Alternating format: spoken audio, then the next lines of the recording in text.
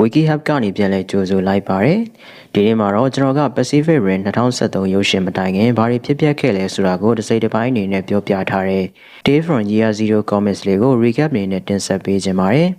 2024ခုနှစ်နိုဝင်ဘာ9ရက်နေ့မှာတော့သတင်းတောက်တယောက်ဖြစ်တဲ့ Naomi Sokolov ဟာ Stacker Pentecost နဲ့ interview အတွက် PPTC Local Command Center ကိုရောက်နေခဲ့တာပါ။သူမရဲ့မျက်စိရှိတဲ့မှာကန်ဝေရေကာကြီးဖြစ်တဲ့ Gypsy ဒိန်းကြားကိုမြင်နေရတာကြောင့်တော်တော်လေးကိုစိတ်လှုပ်ရှားနေခဲ့ပါတယ်။ဒါပေမဲ့ Pentecost ကအာဂျန်ကိစ္စတစ်ခုကြောင့်ဟာဝါရီကိုရောက်နေခဲ့တဲ့အတွက်တောင်းပန်စကားပြောဖို့တန်တူကိုမှာထားခဲ့ပါတယ်။တန်တူက Pentecost စာနောင်မီသိကျင်တဲ့အကြောင်းအရာတချို့ကိုကိုစားဖြေချပေးခဲ့ပါတယ်။အချိန်ကာလအပြင်ရေကာ program ကိုပိတ်သိမ်းခံရကန်ဒီဆဲဆဲချင်းနေဖြစ်တာကြောင့်တန်တူကအမှတ်ရစရာသူ့ရဲ့ကိုတွေဖြစ်ရတဲ့နဲ့ရှင်ပြီးပထမဆုံးခိုင်ကျူနဲ့စုံတွဲရပုံတွေကိုပြန်ပြောင်းပြောပြခဲ့ပါတယ်။တမိုင်းတင်ပြီးနောက်ပထမဆုံးတိုက်ခိုက်မှုအနေနဲ့ခိုင်ကျူ Trespasser ဟာ2013 August 10ရက်နေ့မှာ San Francisco ကိုဝင်ရောက်တိုက်ခိုက်ခဲ့တာပါ။ပထမဆုံးကျူးကျော်ဝင်ရောက်မှုဖြစ်လို့ကာကွယ်ရေးစနစ်တွေက Trespasser ကိုထိထိရောက်ရောက်မတားနိုင်ခဲ့ကြပါဘူး။ဒါကြောင့်နျူကလ িয়ার ကျဲဖို့ပဲဆုံးဖြတ်ခဲ့ကြပြီးမြို့နေလူတွေကိုရွှေ့ပြောင်းပေးခဲ့ကြပါတယ်။ဒါပေမဲ့ပြောင်းရွှေ့မဲ့လူတွေထဲမှာအဖိုးဖြစ်သူမပါသေးတာကြောင့်တန်တူကအဖိုးဖြစ်သူနေတဲ့ China Town ကိုလိုက်သွားခဲ့ရပါတယ်။အဖိုးဖြစ်သူကိုကယ်ဆယ်ရေးရင်တွေမကုန်သေးခင်မှာကယ်တင်နိုင်ခဲ့ပေမဲ့ခိုင်ကျူရဲ့အသွေးနဲ့ထိတွေ့ခဲ့တဲ့အဖိုးဖြစ်သူဟာကြာကြာအသက်မရှိခဲ့ပါဘူး။ဒီဖြစ်ရအတွင်းမှာအသက်တွေအများကြီးပေးဆက်ခဲ့ရပြီးဒီထဲမှာ Pentecost ရဲ့ညီမဖြစ်သူလူနာလည်းတယောက်အပါဝင်ဖြစ်ခဲ့ပါတယ်။အကြီးအကဲရာရှိတယောက်ဖြစ်တဲ့လူနာကကိုရိုင်းတိုက်ပွဲဝင်ဖို့မလိုပေမဲ့စေတနာဝန်ထမ်းတယောက်အနေနဲ့ဒီတိုက်ပွဲထဲမှာဝင်ပါခဲ့တာပါ။သူမရဲ့ကိုဖြစ်သူကအတန်တန်သားတဲ့ကြားကသူမဟာတိုက်ပွဲဝင်ခဲ့ပြီးအဲ့ဒီတိုက်ပွဲထဲမှာပဲကြာဆုံးသွားခဲ့ပါတယ်။ဒီလိုနဲ့ပဲခိုင်ကျူ Trespasser ကိုနျူကလ িয়ার ဘုံနဲ့ချေမှုန်းခဲ့ရပါတယ်။ခိုင်ကျူကျူးကျော်မှုကို၄ချိန်မြောက်ခံရတဲ့အချိန်ထိလူသားတွေဘက်မှခိုင်ကျူတွေကိုခုခံဖို့အပြေမရှိကြသေးပါဘူး။ဒီအကြောင်းကိုရေကာ program စတင်အကောင့်ထဲပေါ်သူဒေါက်တာစကိုဖီကနာအိုမီကိုပြန်ပြောင်းပြောပြခဲ့ပါတယ်။စီဒနီကိုတိုက်ခိုက်တဲ့၄ချိန်မြောက်တိုက်ခိုက်မှုအပြီးမှာနျူကလ িয়ার ထက်ဘေးရွက်ဆိုးကျိုးနဲ့မဲ့တိုက်ခိုက်မှုမျိုးကိုဒေါက်တာစကိုဖီဟာစဉ်းစားမိခဲ့ပါတယ်။အဲဒီချံကိုသူ့ရဲ့သားဖြစ်သူစော်ကစားနေတဲ့စက်ရုပ်ရုံနဲ့ခိုင်ကျူရုပ်ကိုဥပမာပြုပြီးရရှိခဲ့တာပဲဖြစ်ပါတယ်။စက်ရုပ်ဆိုပေမဲ့အလုံးစုံဆက်နဲ့ထိန်းချုပ်တာမျိုးမဟုတ်ပဲပိုင်လော့ရဲ့အာရုံကြောစနစ်နဲ့ချိတ်ဆက်ထိန်းချောင်းရတဲ့စနစ်တစ်ခုကိုဦးတည်ခဲ့ပါတယ်။ဒါကြောင့်သူ့ရဲ့တပည့်ဟောင်းဖြစ်တယ်လို့ဆက်ဟောင်းတယောက်ဖြစ်တဲ့ cognitive scientist တယောက်ဖြစ်တဲ့ဒေါက်တာခိုင်လင်းကိုပူးပေါင်းမှုအတွက်စီယုံခဲ့ပါတယ်။အမတ်တရဟောင်းနေရှိရသူနဲ့လှုပ်သွဲလှုပ်ဖို့ဆိုတာကခက်ခဲပေမဲ့ဒေါက်တာခိုင်လင်းကအများအကျိုးအတွက်ဒီအလုပ်ကိုလက်ခံခဲ့ပါတယ်။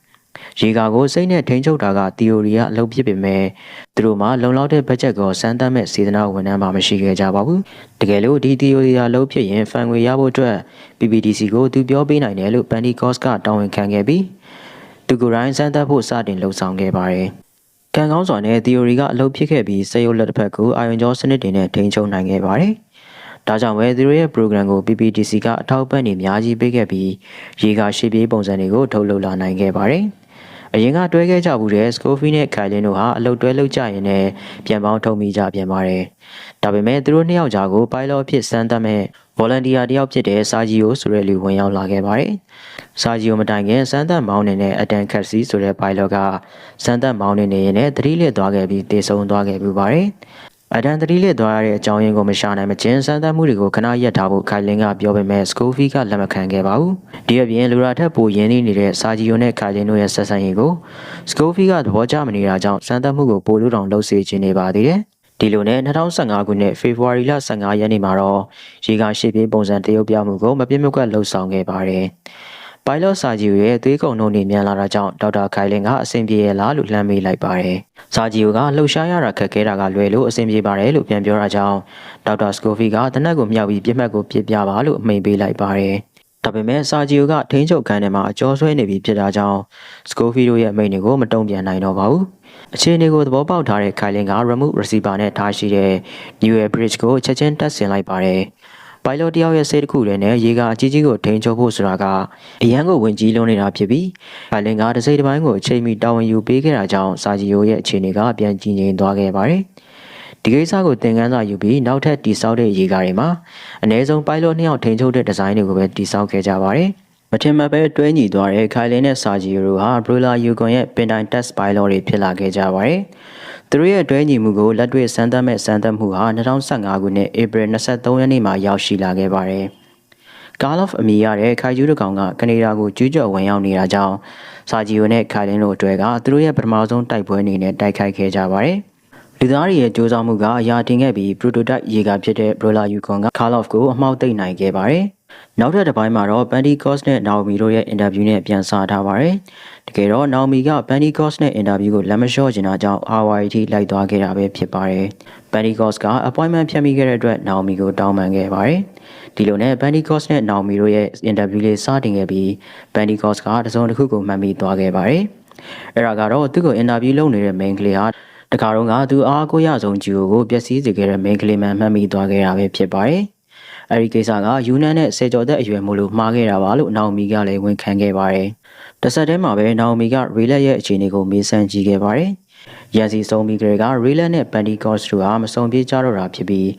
တွဲဘက်ပိုင်းလောက်ကိုဆုံးရှုံးရတဲ့ခံစားချက်ကိုသူကောင်းကောင်းသိပါတယ်လို့ပြန်ဖြေခဲ့ပါတယ်။အဲဒီနောက်နာအိုမီကပိုင်လော့တယောက်ဖြစ်ခဲ့ရတဲ့ဘဝကိုသတိရနေသလားလို့မေးလိုက်တဲ့အချိန်မှာတော့ပန်တီကော့စ်ဟာအဝေးကိုငေးကြည့်နေခဲ့ပြီးနှုတ်ဆိတ်နေခဲ့ပါတယ်။သူရဲ့စိတ်အစဉ်ကသူနောက်ဆုံးဂျစ်စီဒိန်းဂျာကိုမောင်းနှင်ခဲ့စဉ်ကာလတွေစီရောက်ရှိသွားခဲ့ပါတယ်။2015ခုနှစ်မေ15ရက်နေ့မာကိုမိုရီကိုကယ်တင်ခဲ့တဲ့အချိန်တုန်းကဖြစ်ပါတယ်။ပန်တီကော့စ်ရဲ့တွဲဘက်ဖြစ်တဲ့တမ်ဆင်ဟာမာကိုမိုရီကိုကယ်တင်နေစဉ်ကာလအတွင်းမှာပဲသတိလစ်သွားခဲ့တာပဲဖြစ်ပါတယ်။